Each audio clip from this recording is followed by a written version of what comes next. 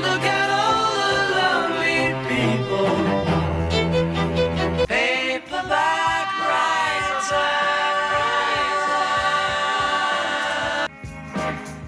The Beatles helped shape modern music. That statement often sounds like a cliché, so overused that it risks losing meaning. Critics occasionally argue that the band's reputation has been inflated by nostalgia. Yet when we examine their work through the perspective of George Martin, the producer who translated their imagination into sound, that argument quickly collapses. Martin didn't merely record the Beatles, he recognized that many of their ideas had no musical context in the 1960s. These weren't just innovative songs, they were compositions that arrived too early, understood fully only decades later. Countless songs in the Beatles' catalog were light years ahead of their time.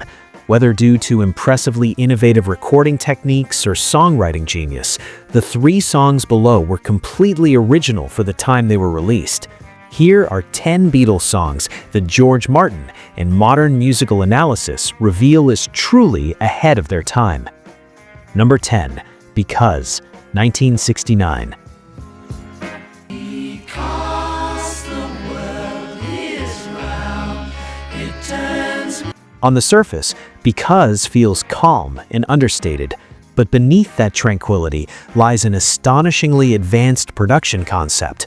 The song is built on 3-part vocal harmonies, recorded multiple times to create 9 separate vocal lines, all achieved without digital assistance.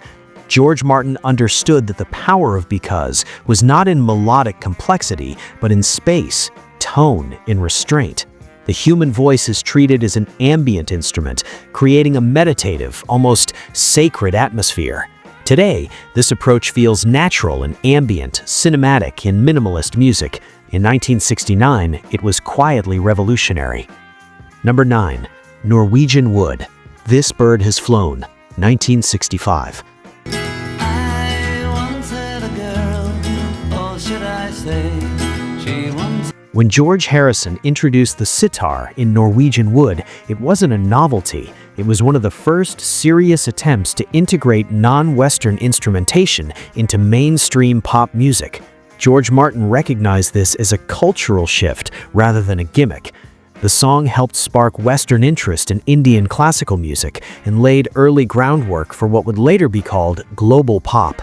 In the modern streaming era, where genres, cultures, and continents blend seamlessly, Norwegian Wood sounds prophetic.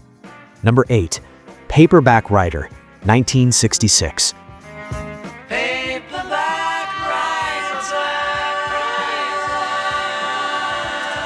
At first glance, Paperback Writer seems like a straightforward rock single.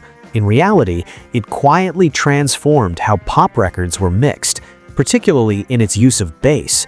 Under the guidance of Paul McCartney and George Martin, the bass was pushed forward in the mix, becoming thicker, louder, and more defined than was typical for radio-friendly music of the era.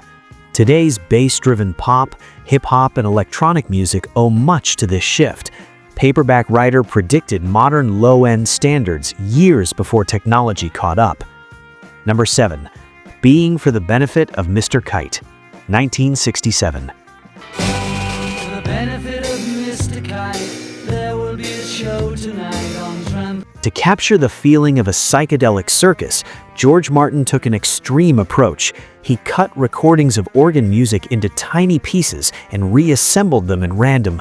There were no samplers or computers, just physical tape, scissors, and intuition. The result was a swirling, disorienting sound collage that perfectly matched the song's surreal imagery. This method is now recognized as an early form of sampling in loop-based composition, techniques central to modern electronic and hip-hop production. Number 6, I Am the Walrus, 1967.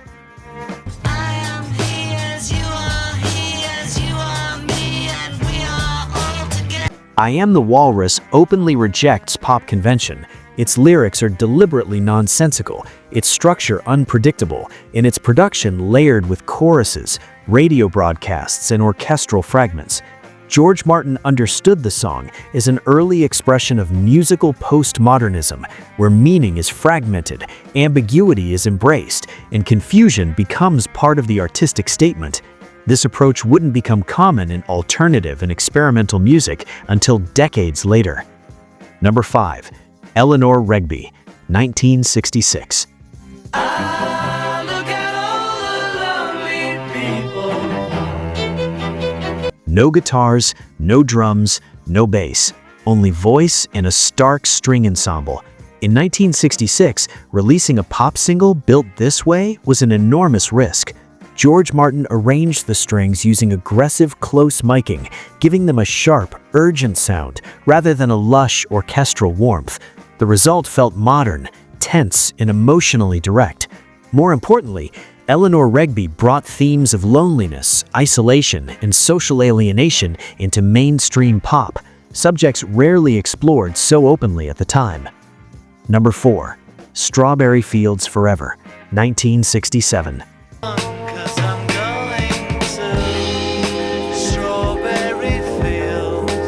From a production standpoint, Strawberry Fields Forever should not exist.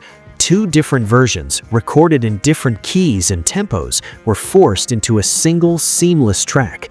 In the analog era, this was nearly impossible, yet George Martin found a way, creating a transition so smooth it feels intentional rather than technical. Today, such techniques are standard in digital audio editing. In 1967, they bordered on the miraculous. Number 3. Rain, 1966.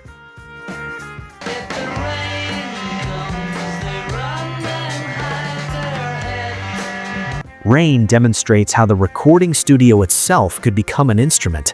The track features slowed-down instrumentation, reversed vocals, and a drum sound that feels massive and immersive. George Martin understood that manipulating time and texture would become fundamental to modern production. Techniques like time stretching and reverse audio are now commonplace, but Rain pioneered them when few imagined such possibilities. Number 2. Tomorrow Never Knows, 1966. Turn off your mind, relax and float downstream. Built on a single chord, a hypnotic drum pattern, and a series of tape loops, Tomorrow Never Knows sounds closer to modern electronic music than 1960s rock. To make it work, George Martin and engineer Jeff Emmerich manually operated multiple tape machines simultaneously, creating live loops at the mixing desk. The song is now widely recognized as a precursor to electronic, ambient, and sampling-based music, long before those genres were defined. Number 1. A Day in the Life, 1967. I read the news today, oh boy. No Beatles song better embodies the idea of being ahead of its time. It is less a pop song than a complete artistic statement.